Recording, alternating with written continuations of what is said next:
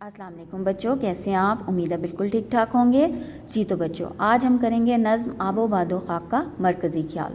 मुझे उम्मीद है कि आप लोगों ने इस नज़्म की पढ़ाई अच्छी तरह कर ली होगी और इसके अल्फाज मायने भी खूब अच्छे तरीके से याद कर लिए होंगे। जी तो बच्चों, अब हम करते हैं मरकज़ी ख्याल। इस नज़्म का मरकज़ी ख्याल ये है कि इस दुनिया को रब्बे कायनात ने बहुत खूबसूरत बनाया है। हम अपने रब की बनाई हुई दुनिया को इस्तेमाल तो कर रहे हैं मगर पामाल भी कर रहे हैं। इंसान को खुदा ने तमाम मखलूक़ात में सबसे अफसल बनाया है। इस अफसल ओहदे का तकाज़ा है कि हम इन तमाम नेमतों का जो रब्बे ताला ने हमें अता की हैं उनका तरीके से इस्तेमाल करें। इस दुनिया के हर फ़र्द की ज़िम्मेदारी है कि वो आलूदगी को ख़त्म करे ताकि ये दुनिया जन्नत का नमूना बन जाए।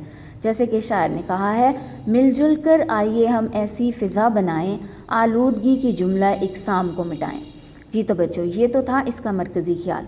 आप लोगों ने इस मरकज़ी ख्याल को पढ़ना है और अच्छी तरह से समझना है, लेकिन अगर आप इसको अपने अल्फाज में भी करेंगे तो ये ज़्यादा अच्छी बात होगी। ठीक है, ये आपकी एक तरह से सरगर्मी भी हो जाएगी कि आप इस मरकज़ी ख्याल को पढ़ें, सुनें, देखें और उसको फिर अपने अल्फाज में लिखें। ठीक है बच्चों, चलें मिलते हैं एक अगले लेक्चर के साथ। अल्लाह हाफिज़।